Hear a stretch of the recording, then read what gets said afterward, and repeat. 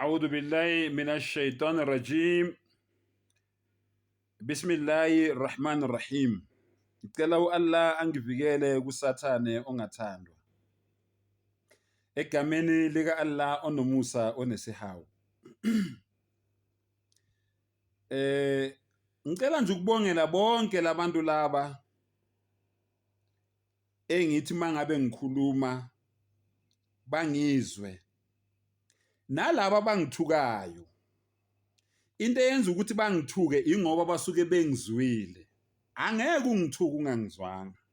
Cela ukubabongela ke nalabo ke ababongayo ngokuthi ngibavula amehlo, nalabo abangithukayo, nalabo abangisongelayo, nalabo abathi bayangizingela. Ngicela nje ukunibongela nonke ngoba lokho kubonisa ukuthi ama-video wami niyawabukela and ayayithola indawo ezimpilweni zenu noma ezinhlizweni zenu.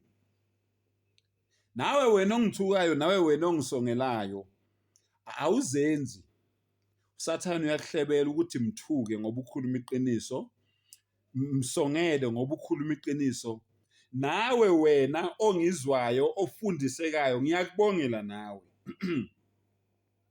Alelake wena mama, sisi, gogo osashumayela ebandleni, ngicela ulalelisise.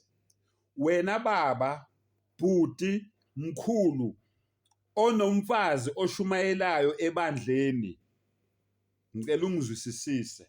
Akukhulumi mina. Ngivule la incwadi kaTimotheyu wesibili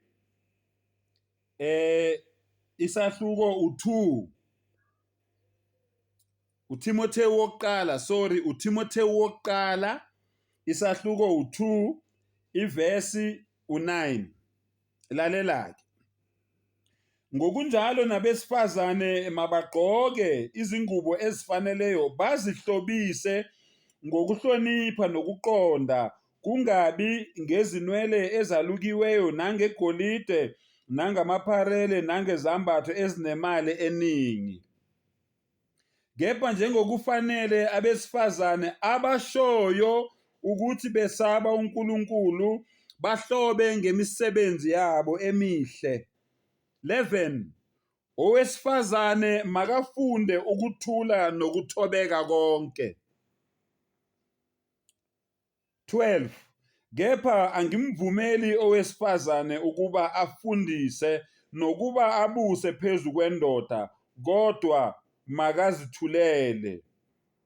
Ngokuba uAdamu wabunjwa kuqala, emva kwalokho uEva. Nizwila ngithi ivule nawe uyibheke nawe kwelakho, nami ngiphethe lamla. Lalelake.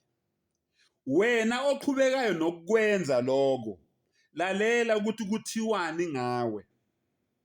Isambulo 2 ivesi 20. Kepha nginaloku ngawe ukuthi uvumela owesifazane uJezebeli unondindo wakhe ngesiHebheru, unondindo utikilayini unonkiroyi. Owesifazane uJezebeli ozisho ukuthi ungumprofetikazi, afundise adukise izinceku zami ukuba zifebe. Umuntu wesifazane oshumayelayo wenzani? Ufundisa abanye abantu besimame inobufebe. Zidle okuhlatshelwe izithombe. 21. Ngamnika isikhathi sokuba aphenduke. Unikiwe isikhathi sokuthi uphenduke kulobufebe wena obenzayo, obufundisa nabanye abantu besimame ubufebe. Kepha akavumi ukuphenduka ebufebeni kwakhe. Unikiwe isikhathi kodwa awuvumi ukuphenduka, awufuni ukuphenduka. Lalelake. Uthi-ke umdali, bheka ngiyamphonsa embhedeni nabaphinga naye, ngibaphonsa ekuhluphekeni okukhulu uma bengaphenduki emisebenzini yakhe. Uzwile? Akusho mina, ifunde nawe. Wena muntu wesimame ongavumelekile ukushumayela ebandleni. Lithi iBhayibheli ufundisa abanye abantu besimame ubufebe. phenduka-ke isikhathi sekhona. Akusho mina njalo. Ngithukeni-ke nigcine la nithanda khona. Shilo ngathi mina ngigeqa amagula, angikhathalele kuthenjwa mina. Ngikhuluma iqiniso njengoba linjalo. Uma ngabe ungizwile uzophenduka ungaphinde ushumayele ebandleni. Olalela amadoda. Uma ungezwanga kahle ufike ekhaya ubuza indoda yakho uthi hayi baba ngizwile nje umfundisi ekhuluma lapha angimzwisanga. Ngicela ungichasisele ngaleli verse leli ngoba ngimzwile. Ngoba kuthiwe thina singashumayeli, yingakho ngithulile ebandleni. Angibonge.